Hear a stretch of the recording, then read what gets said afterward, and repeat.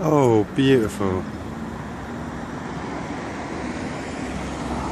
Well, I just want to say a few words about the simplicity of beauty sometimes. I don't know why we see these patterns and things and find them so beautiful. Why do we find patterns in general beautiful?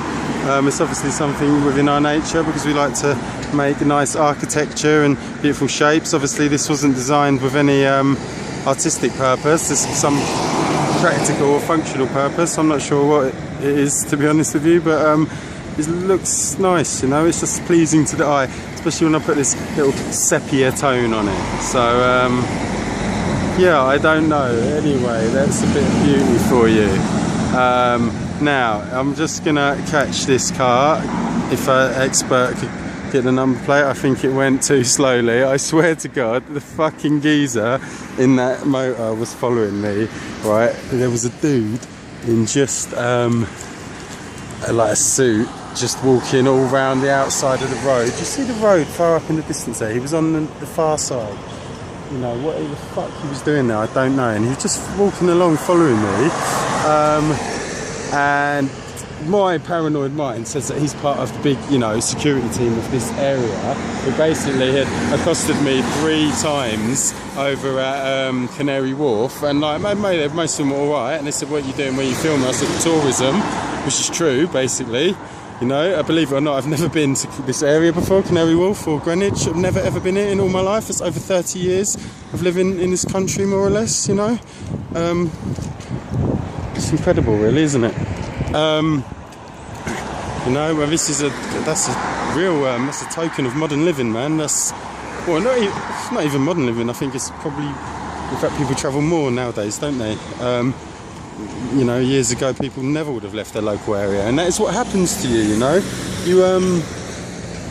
you learn to think that your immediate environment is all that's real in the world. You know, you learn to think that it's you know, where you live and what you see on the television is like the whole world, you know, and you're living how you're living and you're doing what you do, and that seems so important to you, and everybody else is having that same experience at the same time, and we all think we're like the centre of the universe, and we are, because we're creating it from our perspective, you know, and if we weren't here then it wouldn't exist to us, at least, you know.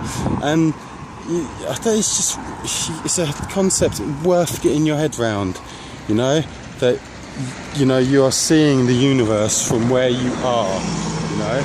A more important concept to get your head round is that you are the universe. You are the universe at where you are. At that exact point in space and time, you are the universe.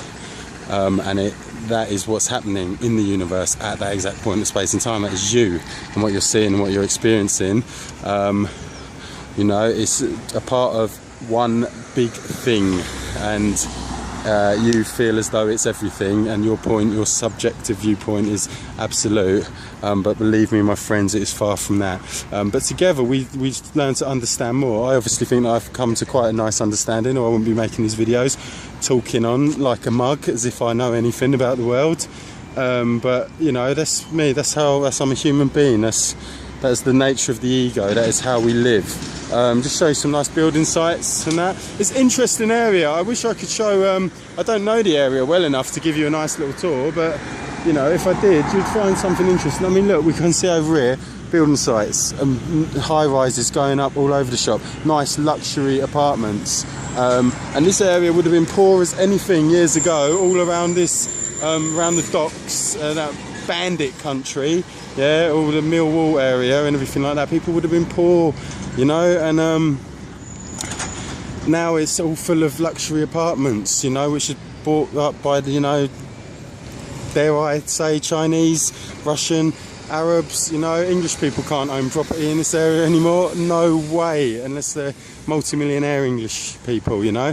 And that was the salient point of what I wanted to say today, really. That is the point, that basically, you know, people are being marginalised further and further, so that it's becoming impossible to really have any affluence or success, even in your own country, you know. And it's just you know, increasing the class divide all the time. You know, the system is exactly, implicitly, explicitly, whichever is the correct word, designed to increase the class divide, and it's going on and it's working, you know.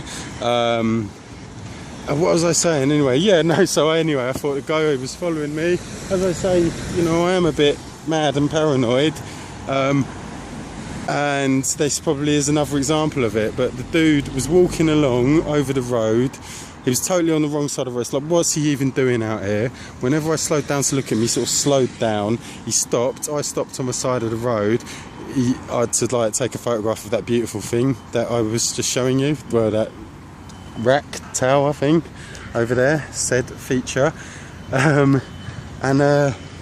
The dude like stopped when I stopped and turned round when I turned round, and he got on his phone, and then a car with blacked out windows came and picked him up. I mean, oh fucking hell. I just, look, I'm documenting these things because they're happening, alright? I'm documenting them because they're happening, and if I am subjectively creating an entire story behind it that is pure madness, then so be it. At least you had a nice little insight into how the human mind can work and how powerful it can be, because it is, man. I mean, I've heard people saying things and things like that. Oh, I know it didn't happen, you know. I've things I've just imagined, and I've created a real thing in my head, you know. I know this.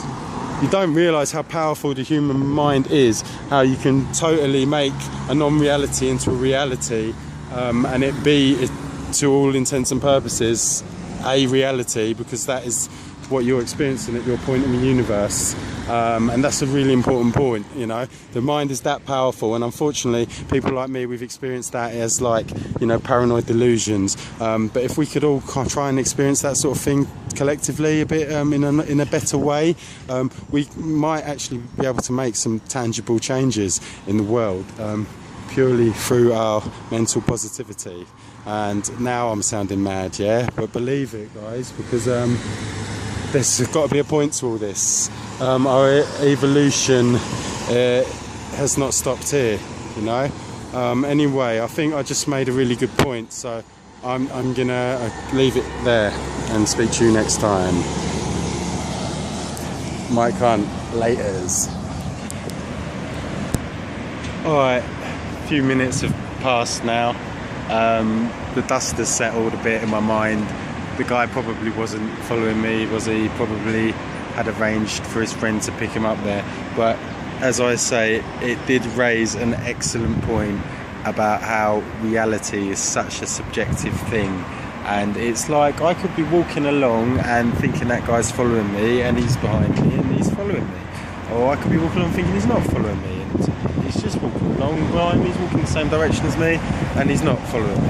And both of those things are true, really, if they're true to me at that moment. I know that's going to sound a bit wishy-washy to a lot of you, but it's an idea that you should start, you know, adjusting yourselves to, because it stretches a lot farther than that.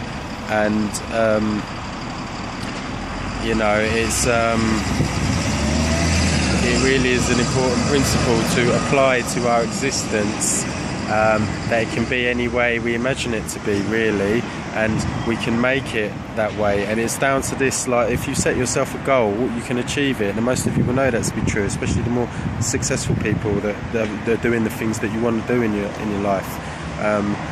You know, you know that if you put your mind to something, you can make it happen. And I think it's really true on a mass scale. But what are we putting our minds to in this world at the moment? What are we allowing ourselves to achieve, as individuals and as collectively as a race? So think about that. I was going to say something else, I've forgotten it again. I've got shit for brains sometimes, I think. But yeah, just to get back to why it could be true, you know, about my paranoid things, why there could be some truth in it, is because, like, when I was walking around in Canary Wharf, now the moment these security guards stopped me, and then a second and then a third, it was a call from a distance, one of these ones that impersonates a police officer. I mean, I could have probably had a good case for harassment against those people, but anyway, as I say, they were all quite reasonable, but they had dead eyes, some of them, you know. They had this like, they're either they're either part of something much bigger and scarier, which I definitely am not going to talk about, because you're definitely going to think I'm mad then. I'll get to it one day, you can be sure of that. But or they've just had their souls sort of battered out of them by their training and their life that they live. You know what I mean? Thinking that they've got to serve these certain purposes, and these purposes are, anything more than a distraction. Because that's all any of it is a distraction, really. We're constantly being distracted from our true path, I think.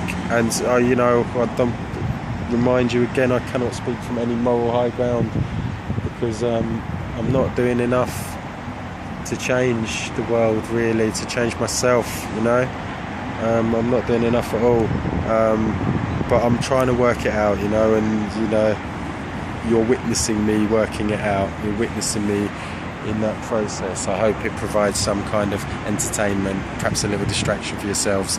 Anyway, I've missed the point again. Fuck it, whatever. Oh yeah, I was going to say I was definitely on camera all the time in that place. Once it started, they were filming me, and that was that. And I was a marked man, and that is the direction the world could be going in. I mean, it's a bit different in a financial centre like Canary Wharf, but with that, it could be coming to your streets. I mean, the cameras are there already, the police are there. God knows, if they're willing, who knows what direction it's going to go in. Right, anyway, that's going to be it for today, because this camera has almost run out of its battery. I'm going in for a major bit of distraction now. The Wizard of Oz in 3D IMAX.